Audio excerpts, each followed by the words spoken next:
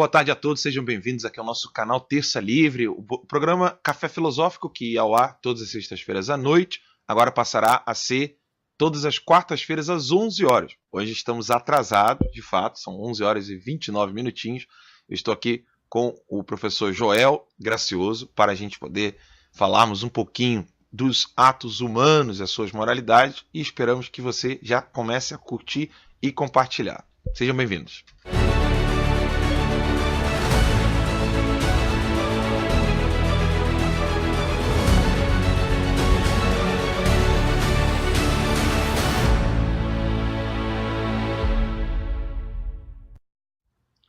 Bom dia, quase boa tarde, professor Joel, tudo bom?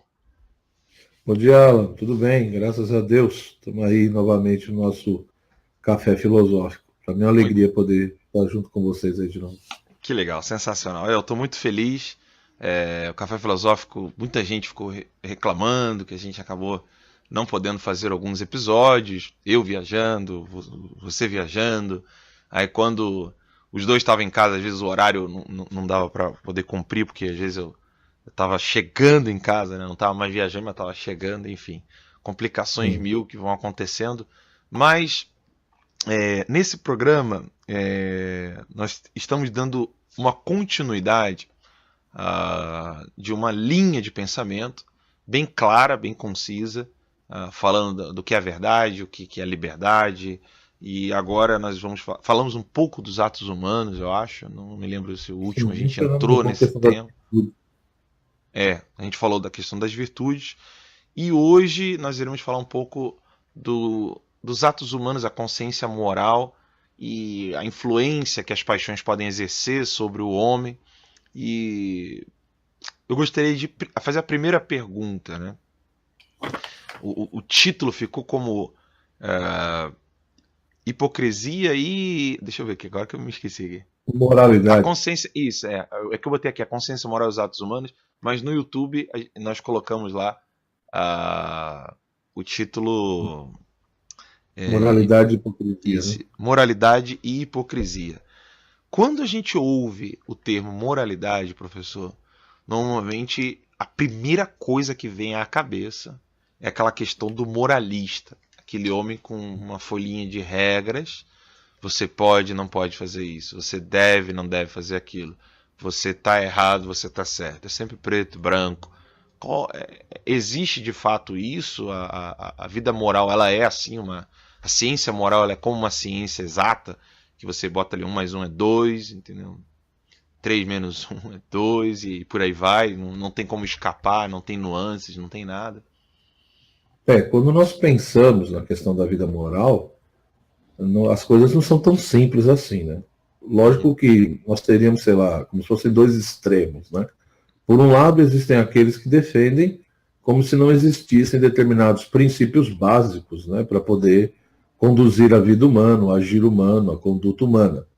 Então, são pessoas que defendem de maneira bastante intensa a questão do relativismo moral, ou seja, não existiriam nem valores, nem princípios que pudessem classificar uma atitude, um ato humano, como moralmente bom ou moralmente mal. Então, esse é um ponto, ou seja, pessoas que defendem uma certa, o que a gente chama de moral das circunstâncias, né? Uma coisa um ato é certo ou errado, dependendo da circunstância apenas, dependendo da situação. E isso levaria a um certo tipo de relativismo moral.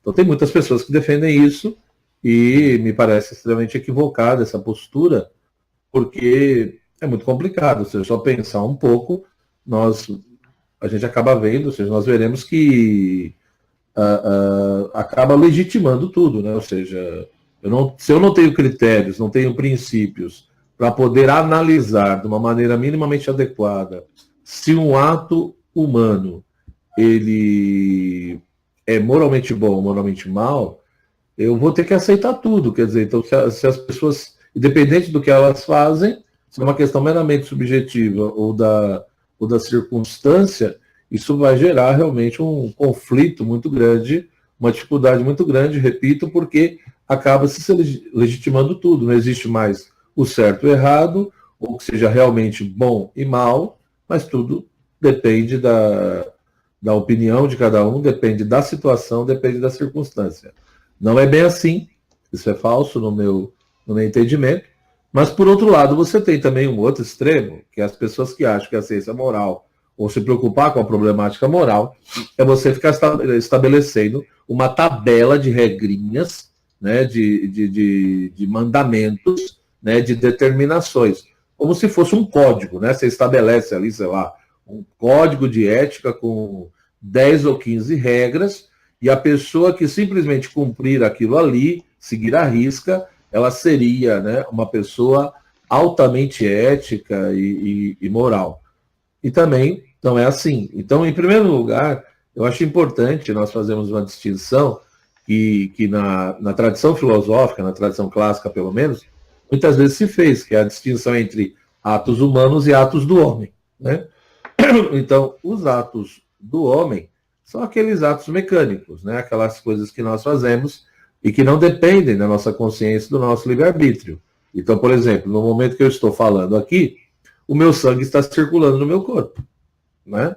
Eu estou aqui fazendo movimentos, etc. Tudo. Então, muita coisa que está acontecendo em mim aqui são atos do homem, né? São coisas que não dependem do meu livre-arbítrio, da minha consciência, de uma determinação. Enquanto que atos humanos são justamente o quê? Os atos voluntários, os atos livres. Ou seja, eu tenho consciência do que eu estou fazendo, faço de maneira livre e porque quero. E aí esses atos humanos, evidentemente, que são voluntários, que são livres, que são conscientes, podem ser deliberados e não deliberados. Ou seja, eu posso fazer um ato voluntário, ou seja, porque eu quis, mas eu não fiquei analisando todas as questões, circunstâncias, intenções, finalidade, etc. Eu simplesmente quis fazer e fiz. Eu não fiquei levando em consideração um monte de coisa, não fiquei pensando e calculando. O ato deliberado já pressupõe essa análise, levando em consideração várias coisas, para depois tomar a atitude. Então, acho que o primeiro ponto é esse. E quando nós paramos para pensar sobre essa questão dos atos humanos, nós percebemos, então, que existem atos que são moralmente bons e atos que são moralmente maus, que são classificados assim, né? E é óbvio que aí vem a pergunta, quer dizer, baseado em quê? Fundamentado em quê? Eu ia falar isso agora, né? Sim, ele tem atos bons e maus, mas quem que define isso? A razão? Eu tô me ouvindo um pouquinho, se você puder baixar só um pouquinho o speaker, aí, a caixinha de som. Quem vai definir isso? É a comunidade, ou seja, é a comunidade política no sentido mais amplo, né? Quando a gente fala comunidade política em filosofia, o pessoal já tem logo na cabeça que está falando de partido, né?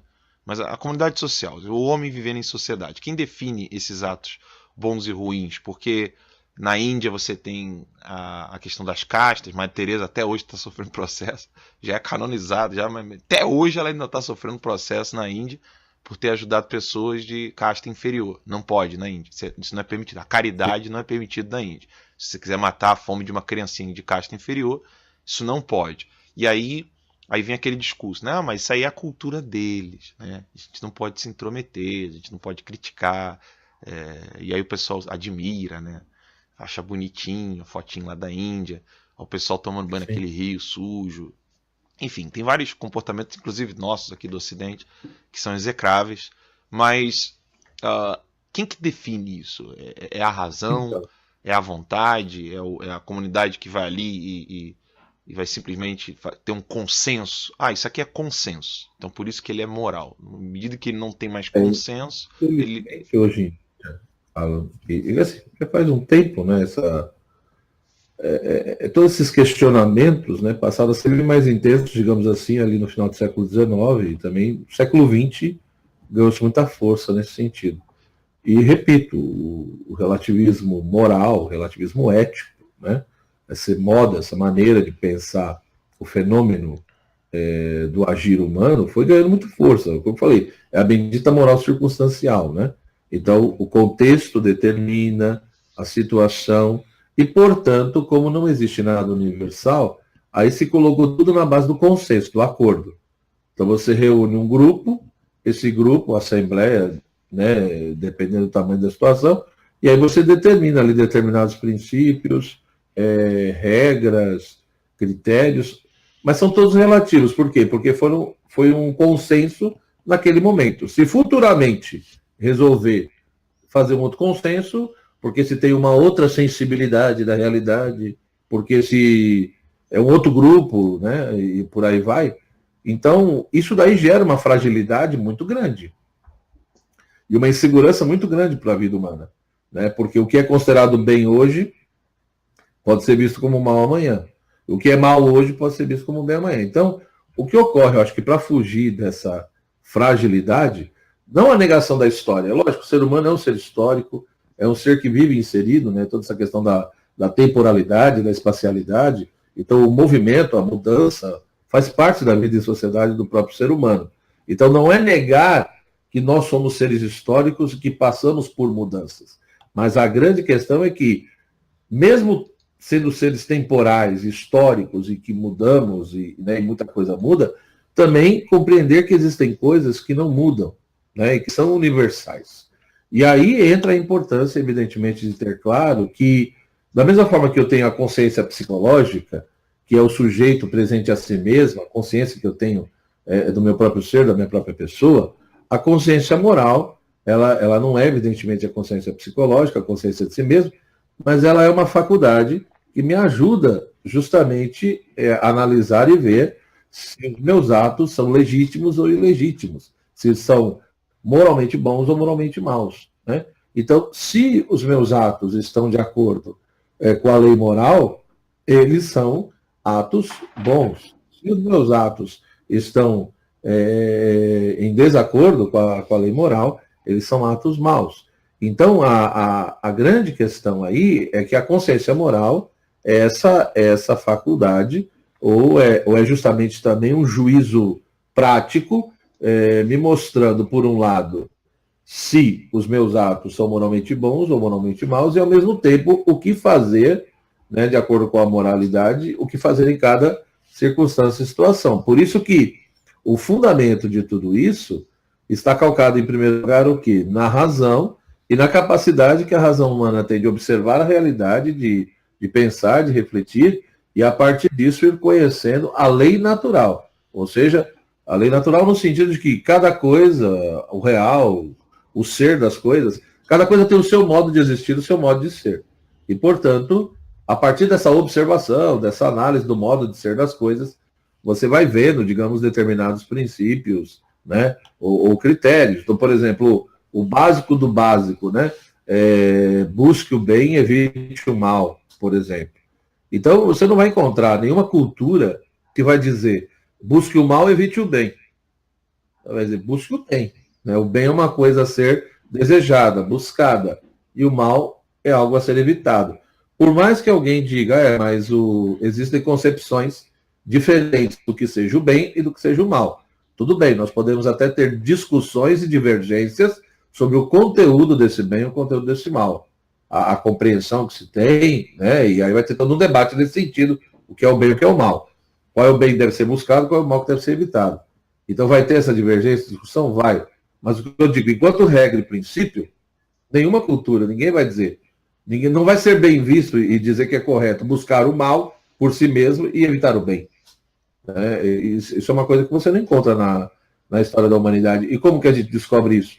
É pelo exercício da própria razão, né? Ou seja, e a partir disso, a razão, né, ela vai estabelecendo realmente esses critérios. Então, para eu poder julgar se algo, em primeiro lugar, foi o que eu disse, tem que ver se é um ato humano, porque não existe discussão sobre atos do homem.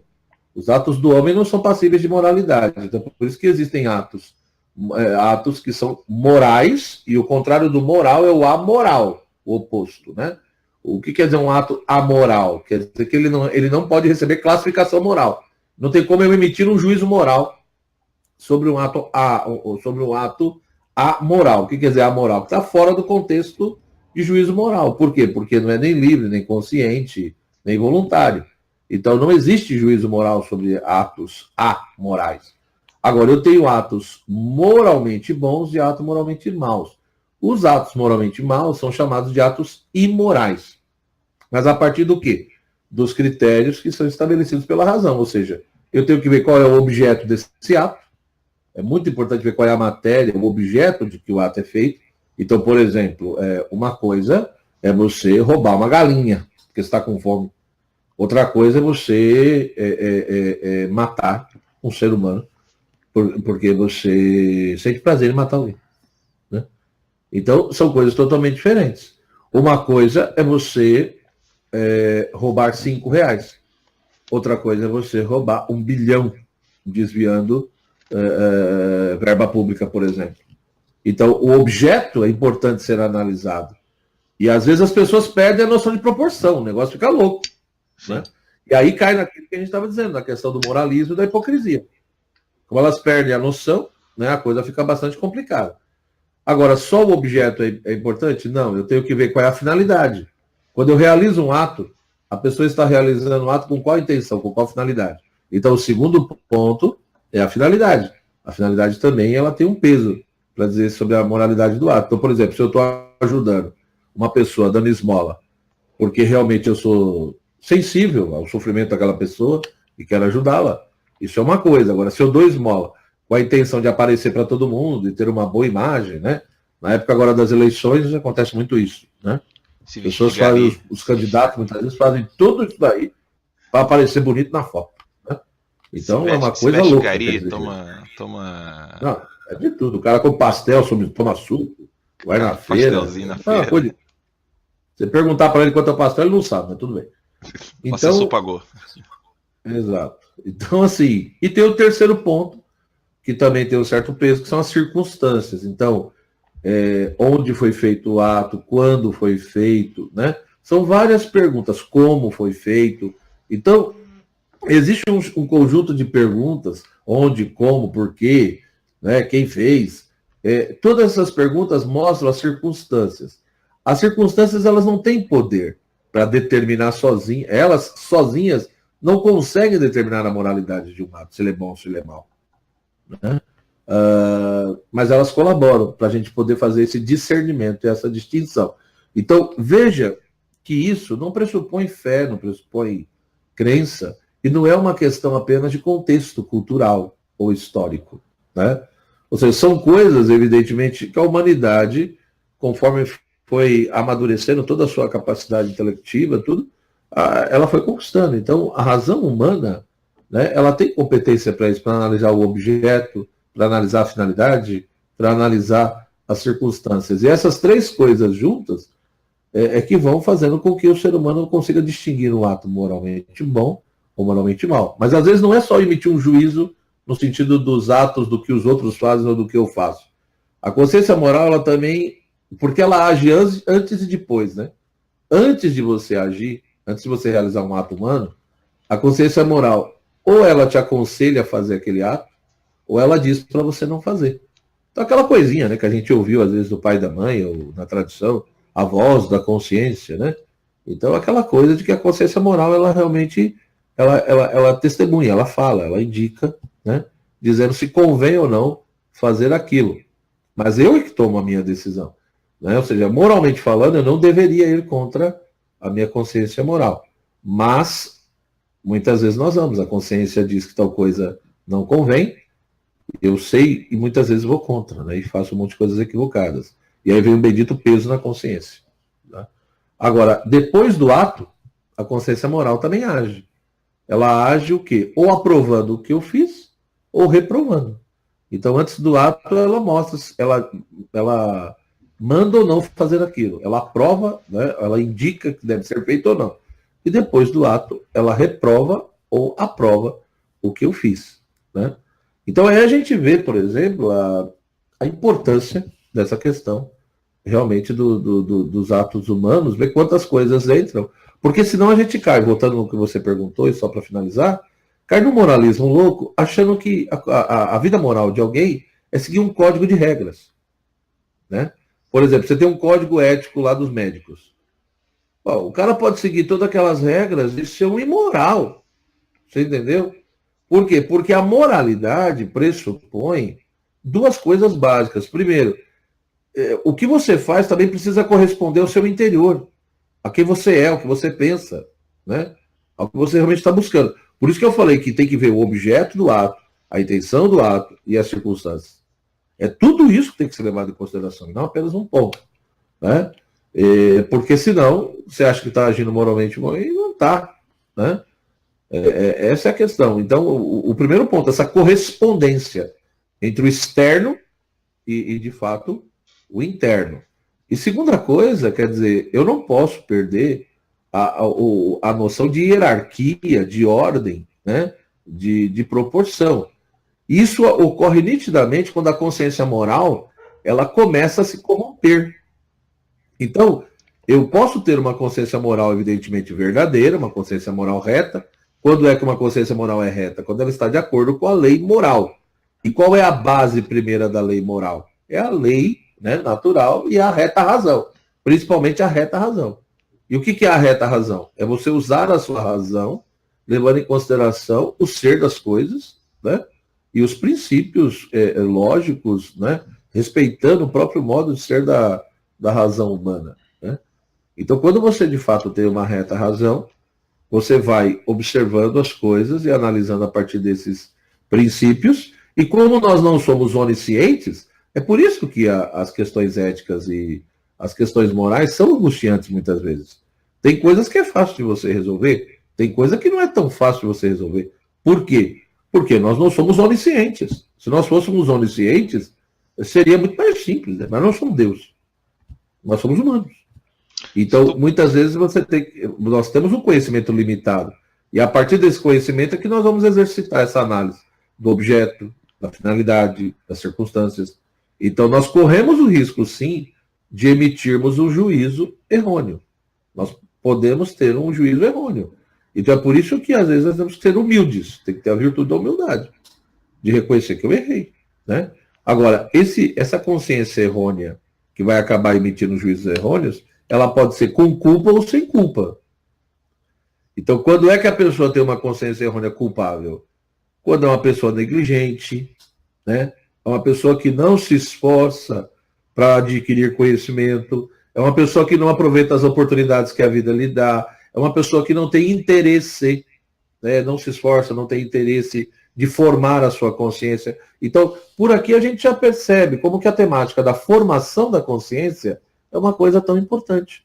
Então, se a consciência moral é algo tão precioso e tão sério e que influencia tanto a nossa vida como a dos outros, há uma obrigatoriedade moral em torno disso. Eu preciso formar bem a minha consciência. Como? Lendo bons livros, vendo bons filmes, fazendo cursos, estudando, né? Tendo boas conversas, enfim, me esforçando e aproveitando as oportunidades. E hoje em dia tem tantas coisas, né, que a gente pode... Então, a formação da consciência é algo muito sério, tá? Então, se uma pessoa é negligente, preguiçosa, ela não se interessa, ela tem uma consciência errônea, culpável. Ela tem responsabilidade sobre isso, né? Por exemplo, se ela alimenta só os desejos desregrados, se ela só quer saber do prazer fácil, momentâneo, não quer saber de mais nada, né? Não interessa para ela mais nada, é só o prazer do aqui e do agora, ela tem uma responsabilidade sobre isso. E aí entra o que eu ia falar, o processo de corrupção da consciência. Né? Você pode ter uma consciência escrupulosa, né? Onde você começa a ver erro em tudo, você vê pecado em tudo. Você pode ter uma consciência farisaica. Né? O que é a consciência farisaica? Aquilo que é pequenininho, um erro pequeno você trata como se fosse enorme. E o erro enorme você trata como se fosse pequeno. Ou seja, perde totalmente a noção de proporção. Né? Às vezes você se incomoda com coisas pequenas que são erradas, não estou dizendo que não são, mas às vezes são coisas de menos valor, de menos monta, digamos assim, e às vezes coisas muito mais sérias que geram um prejuízo enorme para a tua vida e para a dos outros. Você a verdadeira tempestade em copo d'água, né? Exato. Então, assim, e fora a questão da consciência laxa, né? Vai relaxando, vai perdendo a noção de erro, de moralidade, vai achando que tudo é normal, tudo é aceitável, até chegar ao ponto de uma consciência cauterizada, por exemplo, né? Que praticamente é quase a extirpação da consciência, quer dizer, Já não tem mais noção de certo e errado, de bem e de mal. Então, a consciência moral, se ela não for bem cuidada, formada, alimentada, ela pode passar por um processo de deturpação, de corrupção. Repito, daí a importância de formar bem a consciência, né? Nesse período de eleição, a gente tem que tomar muito cuidado com essas coisas. Eu vejo, às vezes, pessoas dizendo, bom, não vou votar em ninguém porque todo mundo tem erro, todo mundo tem não sei o quê. Bom, meu Deus, mas você tem que analisar qual é a qualidade do erro, qual é a proporção do negócio. Quer dizer, que todo mundo tem erro, eu acho que é básico, né? Todo mundo é humano, a gente vai ter alguma dificuldade ali. Tem que agradecer que tem humanos ali, né? Que se tivesse alguém que não tivesse Exato. erro... Agora, você tem que ver o tipo de vida, o tipo de erro. Peraí, isso é muito sério, né? Você não pode pegar todo mundo e colocar tudo no mesmo nível, né? Todo mundo no mesmo nível. Isso é um erro crasso do ponto de vista ético, do ponto de vista moral. E querer achar um humano que não tenha nenhuma dificuldade no seu agir, no seu falar, bom, então você está falando aí ou de um Deus ou de alguém que já é santo, totalmente, que não tem... Então, assim, e geralmente isso é moralismo. Porque a pessoa que geralmente cobra essas coisas, ela é extremamente dura com os outros, ela é bem rigorosa com os outros, mas em relação a si mesma não é tanto assim. Né? Então, enfim, são vários exemplos que a gente poderia dar. Né? Sei lá, eu pegar pesado com um jovem, por exemplo, porque ele viu tal coisa errada na televisão, mas eu não paro para pensar que às vezes o mal que eu falo dos outros é pior do que às vezes o que aquele jovem está fazendo. Não é que o que ele fez é certo, mas é uma questão de proporção. Né? E aí as pessoas perdem um pouco isso. Mas isso já é resultado do quê? Da corrupção da consciência, me parece, e da perda da noção de ordem, de proporção, e falha de caráter. Né? No fundo é isso também, quer dizer, a pessoa perde realmente essas questões. Né? O referencial. O senhor falou da corrupção da consciência, eu queria muito tocar nesse ponto, porque ocorre que nós, seres humanos, temos atos que podem ser benéficos para a nossa vida e atos que são maléficos.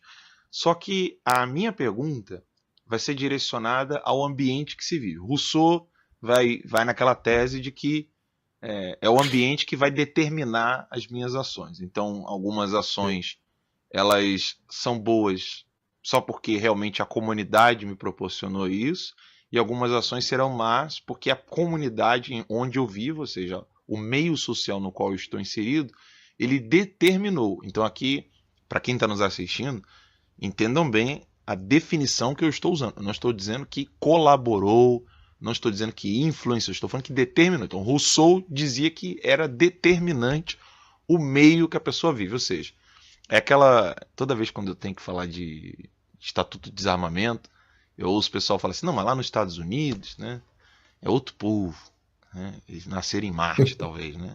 Então, e aí há sempre aquele determinismo de Rousseau na cabeça das pessoas. Não, o ambiente que ele vive determina que as ações dele sejam morais e as nossas não. Rousseau estava certo ou a gente precisa analisar melhor isso aí? Não, acho que há um equívoco muito forte. Essa ideia de que o ser humano nasce bom, aquela coisa do mito do bom selvagem, né, que o Rousseau defendia muito. Sim. O ser humano nasce totalmente bom e a sociedade o corrompe, o ambiente o corrompe. Acho que a coisa não é tão bem assim, não, né? Ou seja, a realidade humana é muito mais complexa do que a gente imagina.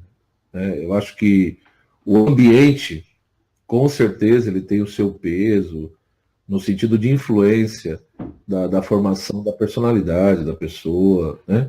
Tem um peso, mas não um peso 100%, ou seja, achar que alguém é o que é só por causa do ambiente que ela viveu, é você não ter feito a observação correta da própria realidade. É só fazer uma análise clara e minuciosa das coisas, você vai ver que não é bem assim. Né? Ou seja, repito, a personalidade, o caráter, o modo de ser de cada um, o ser pessoal, o indivíduo, é resultado de vários fatores. É resultado, sim, também do ambiente, mas também entra várias outras coisas. até questão genética e hereditária, né? Mas também as minhas escolhas, as minhas decisões, as experiências, né? Então, por exemplo, nós sentimos muita coisa na nossa vida, nós temos sentimentos, emoções, nós somos atingidos, nós reagimos, né? A própria questão das paixões, por exemplo, que acaba entrando às vezes, né? Ou seja, alguns acham que as paixões são ruins, sempre são ruins, outros acham que as paixões sempre são boas. Na realidade, as paixões não são nem boas nem más, quer dizer, as paixões indicam toda essa dimensão de emoção, de sentimento, do movimento da nossa sensibilidade, né? Que nos leva a agir, a buscar um determinado objeto ou evitar um determinado objeto, dependendo como ele se apresenta a nós como algo bom ou como algo mal, né? Então, o ser humano, no ambiente que ele vive, ele vai ser atingido por muitas coisas, né? E ele vai reagir. Então, na realidade, o que eu diria é que o ambiente tem uma influência, mas não uma determinação. Não há uma determinação. Na realidade, a pessoa, perante aquele contexto ali, ela vai ser chamada a tomar uma postura, uma atitude. E eu posso viver num ambiente extremamente adverso, complicado, e nem por isso fazer o que todo mundo faz. Porque passa pela questão da consciência moral, passa pela questão da escolha, né, pessoal e individual. Então eu mesmo acredito que você e tantos que estão nos assistindo já passaram por situações assim, que você está num ambiente, às vezes, onde o ambiente está te influenciando, te empurrando, né, ou querendo que você faça determinada coisa, e você se negar, e você não fazer. Você dizer, eu não vou fazer. Mas por que eu não vou fazer? Aí tem vários motivos. Tem gente que vai fazer por questão de princípio moral mesmo, de consciência moral. Por dizer, olha, porque isso é errado. Acabou. Né? E vou pagar o preço. Eu já passei por isso. Já fui mandado embora de universidade por ter me negado a mentir, por exemplo. Então, são coisas que existem. Né? São situações que acontecem. Então, eu acho que querer determinar o ser humano pelo ambiente, repito, o ambiente, ele influencia. Né? Tem muitas coisas que estão em nós, que fazem parte do nosso ser, que nós recebemos dessa convivência, mas ele não pré-determina de maneira absoluta, entendeu? Ou seja, porque a consciência moral não é uma coisa criada pelo próprio homem. A consciência moral não é criada pelo próprio homem, é algo que existe uma dimensão da consciência moral que está em nós. O ser humano tem no seu ser uma certa questão de buscar o bem, de evitar o mal. É como se ele pressentisse e intuísse determinadas coisas. Lógico que isso de uma maneira muito, muito basilar, né? Muito mínima, e por isso que essa consciência moral, onde a gente nasce com essa faculdade, com essa capacidade, ela precisa ser lapidada, ela precisa ser amadurecida. Né? Então, não estou dizendo que nasce pronto e acabado, não é isso não. O que eu estou falando é que existe algo que está em nós, tem uma faculdade ali que está em nós que precisa ser lapidada e sendo formada aos poucos. Mas já há algo que está no ser humano. Né? E quando ele não cuida, se corrompe. Né? Então, no fundo, a corrupção da consciência moral não é fruto só do ambiente. O ambiente pode ter colaborado para que essa consciência moral fosse se corrompendo. Mas também entra, digamos, as escolhas e decisões pessoais. O que eu fiz com aquilo ali. É um conjunto de fatores. Né? Eu vejo aqui um perigo de dois extremos, né? Um de dizer que o ambiente ele determina e o outro dizer que o ambiente não determina em nada. Ou seja, eu posso conviver com pessoas ímpias, homens ruins, pérfidos, que não somam em nada na minha vida, na minha família, na vida dos meus filhos. E aí é aquela vaidade. O cara levanta o nariz e fala, não, mas eu não me afeto com isso. Né? Eu posso conviver nesse ambiente e nada vai acontecer comigo. Né? Eu vejo assim, eu acho que uma coisa que eu aprendi na minha vida também, lógico, tem um lado das suas escolhas, decisões pessoais, mas nós também precisamos da ajuda dos outros. Sim. Então, se você quer ter uma vida reta, você também, na medida do possível, tem que conviver com pessoas que também buscam a retidão. Isso é uma coisa muito séria. Porque uma coisa é você conviver só de vez em quando em situações complicadas. Agora, se for todos os dias, né? E volta aquela polêmica que na década de 70 era muito forte no século passado, né? De um lado, os behavioristas, que queriam definir que a personalidade, o comportamento de uma pessoa era totalmente definida pelo ambiente. O ambiente predeterminava de forma absoluta. E de outro lado, o pessoal que defendia a questão hereditária, né? Ou seja, quem já nasceu, nasceu, e o ambiente não influencia em nada. Então é uma polêmica que já teve antes lá, todo aquele contexto da psicologia e que envolvia também, de uma certa maneira, reflexões filosóficas, né? No fundo, eu acho que existem aspectos que são hereditários, existem aspectos que são sociais, ali do contexto social, e existe uma outra dimensão que é bem difícil de julgar, que é, digamos, a reação pessoal e as escolhas e decisões de cada um. Acho que o resultado final é uma articulação, uma mistura de tudo isso daí, né? Mas é importante, sim. Ou seja, se a gente fosse usar uma linguagem, sei lá, mais cristã, é aquela ideia de que, para ser santo, eu não posso andar só com pessoas que não buscam a santidade, né? Eu, de fato, preciso andar com pessoas que, no mínimo, buscam coisas parecidas. Porque tem influência, sim, acaba influenciando. Não determinando, mas influenciando. E aí a gente entra num outro problema também, que é aquela questão da bolha, né? O cara ouvindo isso, o que ele entende? Ah, o que eles estão falando ali é que tem que criar um gueto. Eu só posso conviver com pessoas. Só posso conviver com pessoas maravilhosas. Aí no fim das contas ele não vai conhecer nenhuma comunidade maravilhosa. Aí o mundo tá errado, ele tá certo. Volta nos extremos de novo, né? Sim. Ou seja, tem aquele que acha que pouco importa com quem ele convive. E o outro acha que ele já tem que encontrar, digamos, o grupo e o mundo dos perfeitos, né? E não dos que buscam. Então, eu acho que, por um lado, não tem que cair nenhuma coisa nem em outra, né? Ou seja, na realidade, eu tenho que ser uma pessoa que eu preciso ter claro realmente o que eu busco na minha vida. Qual é a minha meta, meus objetivos, a minha finalidade. E a partir disso é natural que eu vou me aproximando de pessoas que querem realmente ter uma vida no bem, uma vida ética, uma vida reta. Agora, essas pessoas que buscam isso, ter uma vida ética, uma vida no bem, né, não quer dizer que elas não tenham ainda os seus desafios, as suas dificuldades pessoais.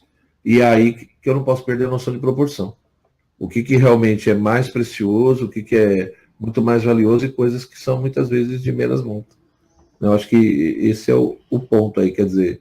E por outro lado também tem essa ciência de que eu vou conviver, ou seja, em termos de convívio social, eu vou conviver com vários tipos de pessoas, né?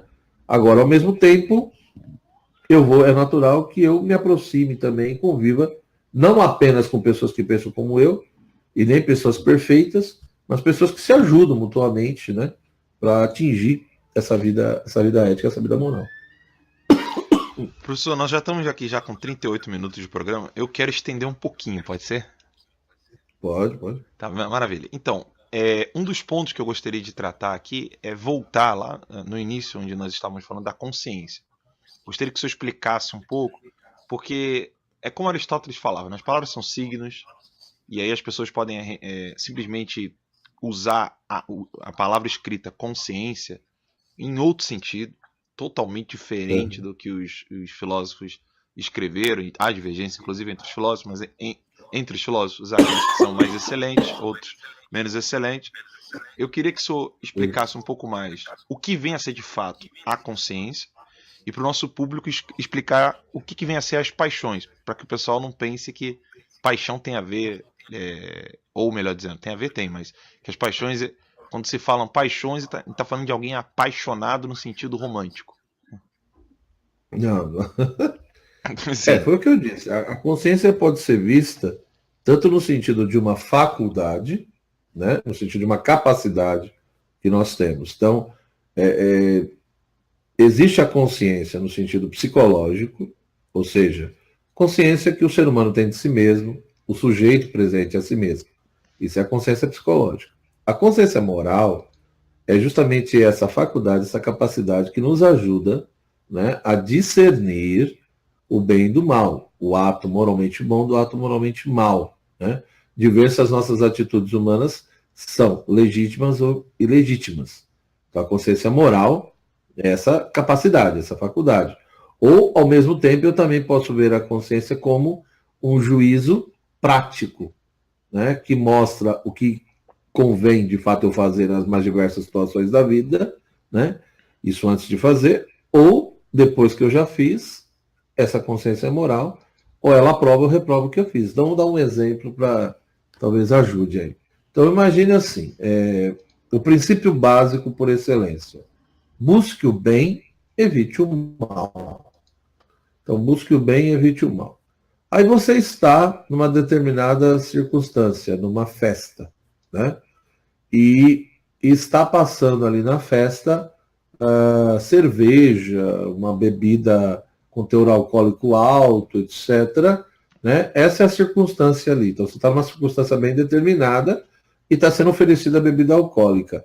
E você, naquele momento, naquela situação, nessa fase da sua vida, você está com cirrose hepática. Né? Você está em crise, você não está bem. E aí vem uma pergunta, quer dizer, bebo ou não bebo? Né? Convém ou não convém beber? Então, a sua consciência moral, a partir do princípio de que eu devo buscar o bem e evitar o mal, ela vai fazer um juízo prático. Ela vai mostrar para você que naquele momento, olha, não convém beber por causa disso. Né? E aí vem o ditame da consciência automático. Não beba, não convém que você beba nessa situação. Então, é assim que funciona a consciência moral. Você entendeu? Ou seja, agora isso quer dizer que ela predetermina? Não, porque você, sei lá por quais outros motivos, você pode não seguir o que a sua consciência moral está falando para você. Né? Lógico que aí você vai estar agindo errado. Mas você pode, felizmente ou infelizmente, sei lá, infelizmente, na minha opinião, ir contra a sua consciência moral. Então veja que o ser humano, quando ele age, ele sempre busca um determinado fim. Né? E aí entra a questão das paixões, quer dizer, as paixões, elas podem ou não nos ajudar nesse sentido. Né? Ou seja, as paixões são sentimentos. Né? As paixões estão muito ligadas à questão da emoção, do sentimento, mas não no sentido de sentimento e emocionalismo, naquela coisa amorosa, né, de que eu estou apaixonado por alguém. Não é isso, simplesmente. Ou seja, a paixão tem a ver com o movimento da nossa sensibilidade, ou seja, você conhecer um determinado objeto, e se esse objeto ele se apresenta a você como um bem, e aí você passa a ter um desejo por esse objeto, por exemplo, porque ele se apresentou como um bem. Ou senão você tem uma certa repulsa por um objeto, porque ele se apresentou como mal. Né? Então, a paixão, nesse sentido, ela deve ser vista como um movimento, é algo que te move, é algo que age sobre você, que te leva ou ir em direção a um objeto, né? Ou a fugir, a se afastar de um determinado objeto. Por isso que, nesse sentido, no primeiro momento, as paixões relacionadas à nossa vida moral, elas não são nem boas e nem más, porque, na realidade, elas acompanham, né? Por isso elas têm essa relação com a nossa sensibilidade e, portanto, com essa questão, são movimentos, né, da nossa sensibilidade que levam ao encontro do objeto ou a fugir do objeto. Então, acompanha, digamos, esses nossos atos. Né? Agora, evidentemente que aí a pessoa tem que ver o que ela cultiva na vida dela. O modo como ela cultiva, de fato, essas paixões, os tipos de paixões, porque se num primeiro momento não é nem bom e nem má, eu tenho que tomar apenas o cuidado para que não sejam as paixões, essas emoções, digamos assim, que conduzam a minha vida. Ou seja, é a minha razão, a minha inteligência ligada à minha vontade, que deve conduzir, digamos assim, os meus atos humanos. As paixões acompanham isso. Agora, na medida em que as paixões não apenas acompanham, mas elas passam a predeterminar as minhas escolhas, os meus atos, isso pode virar um problema. Isso pode virar um problema. Ou seja, a paixão ela é uma gasolina que ela pode ser usada para o bem e para o mal, né? Sim. Porque aquilo muito... que acompanha é o que ela te move. Ou ela te move a ir ao encontro, ou ela te move a recuar. Mas quem organiza é a razão. Quem Eu gosto organiza é a razão. muito. Ou seja, Eu gosto muito do diga. exemplo, eu gosto muito do exemplo da música que precisa ser utilizada num campo de batalha. Você sabe que Uhum. certas músicas elas alteram as suas emoções para uma agressividade. Outras músicas alteram as suas emoções para te trazer paz e tranquilidade. A última coisa que se precisa numa batalha, você está ali no campo de batalha, né? Antigamente você tinha as bandas que já para trazer Uhum. estimular as emoções humanas para o conflito. Um general que coloque, por exemplo, um canto gregoriano, uma música clássica ali no meio da batalha, para o cara poder ouvir. Vamos ouvir agora aqui a nona sinfonia, o inimigo está atirando ali do outro lado, nós vamos todos aqui ficar absolutamente calmos, angélicos. É burrice, né? Você tem que colocar aquela. Você tem que Não dá. colocar algo que estimule as paixões. Outro exemplo, não.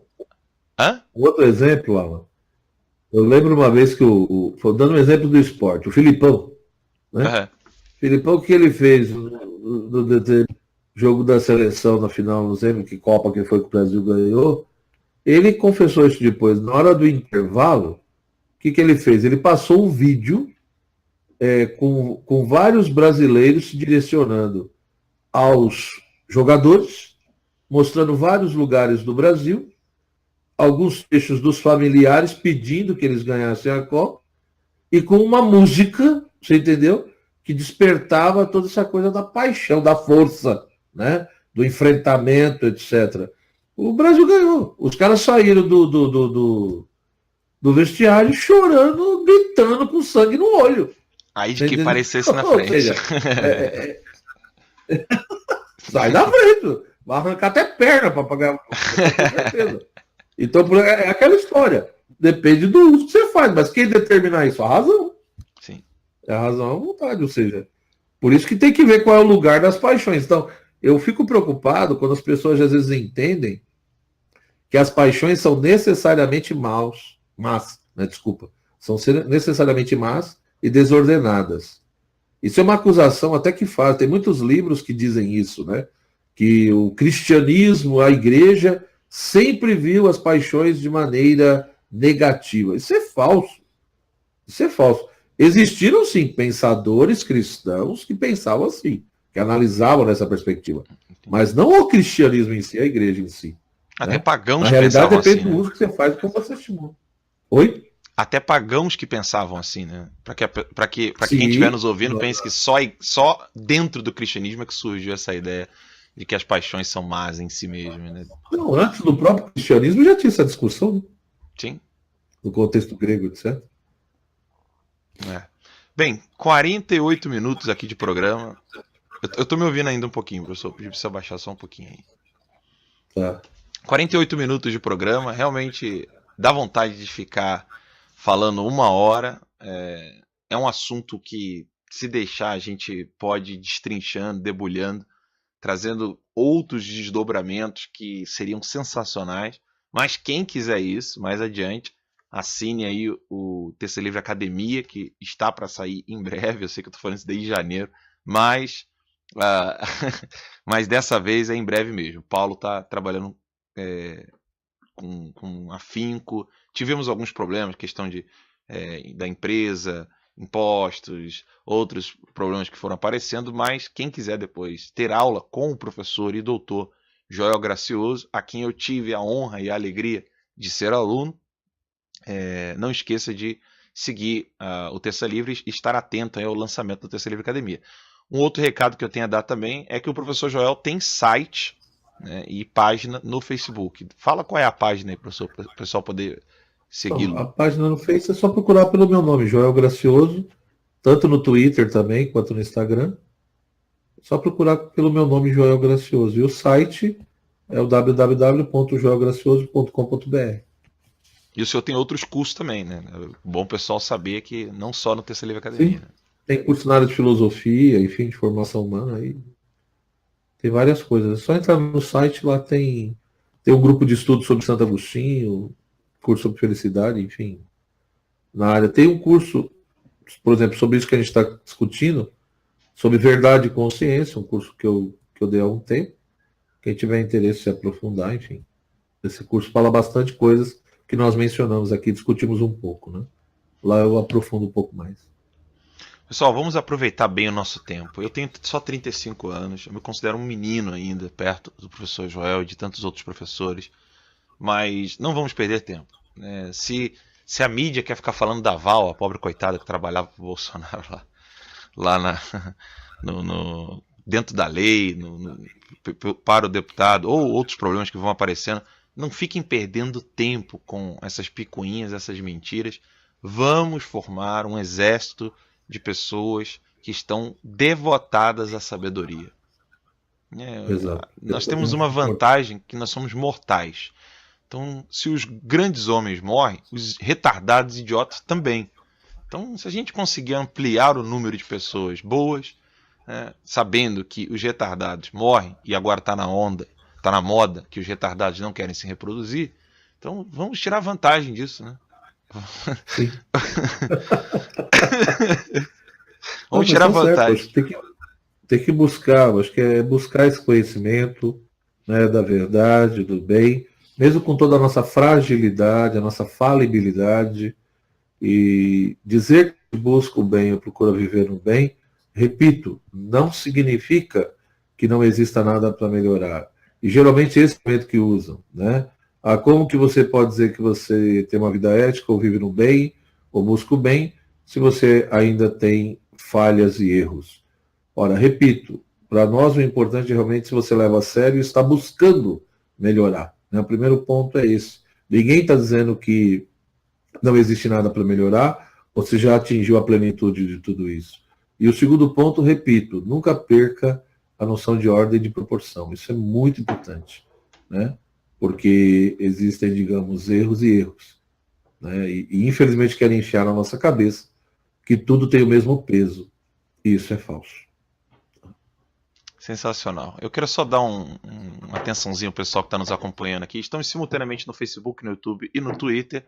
Os comentários são os melhores aqui, dá para rir bastante. Tem um comentário aqui, professor, que agora, entendi, então é para colocar o Pablo Vittar no exército inimigo. Misericórdia. O pessoal entendeu? Só entendeu, velho, né? Teve gente aqui que disse que eu te chamei de velho. Olha aí, professor. Olha aí, terrível. Mas os comentários são bem positivos aqui. O pessoal tá elogiando bastante. Não sentiram agora são 52 minutos de programa, né? Quando eu falei que 48, o pessoal falou, nossa, já realmente passa rápido. Mas eu quero muito agradecer a audiência de vocês. Vocês são, assim, extremamente especiais para o Terça Livre. Eu não tenho palavras para agradecer o quanto que vocês nos alegram com a sua audiência, né? Porque realmente sem vocês não adianta nada a gente ficar falando para a parede, né? Mas eu quero agradecer a todos vocês de coração mesmo, né? Que Deus abençoe a todos e até a próxima, se Deus quiser. Até mais, professor. Até a próxima. Obrigado. Tchau, tchau. Valeu. Tchau, tchau. Apesar de vender uma imagem de imparcialidade e isenção, a imprensa brasileira se tornou uma das principais engrenagens da grande máquina de corrupção montada no Brasil. Foi criado um ciclo vicioso para mantê-la viva. Nós pagamos os impostos. O governo enche a imprensa de verbas de propaganda de estatais, sem as quais os meios de comunicação não poderiam sobreviver. E estes, em troca, filtram que tipo de informação podemos ter ou não. Sem todos os fatos, acabamos por votar em políticos pré-escolhidos para manter a máquina funcionando. E como quebrar este ciclo? A mídia livre é a única forma de rompê-lo, porque nela não há dinheiro público. Ela não está ligada a partidos nem a sindicatos. Não depende da colaboração de ninguém, mais do que a de seus telespectadores. Assim, ela pode se manter isenta e contratar profissionais exclusivamente por sua competência e honestidade. Desta forma, a informação chega até você. Terça Livre. Assista, colabore. Nosso país precisa de todos nós.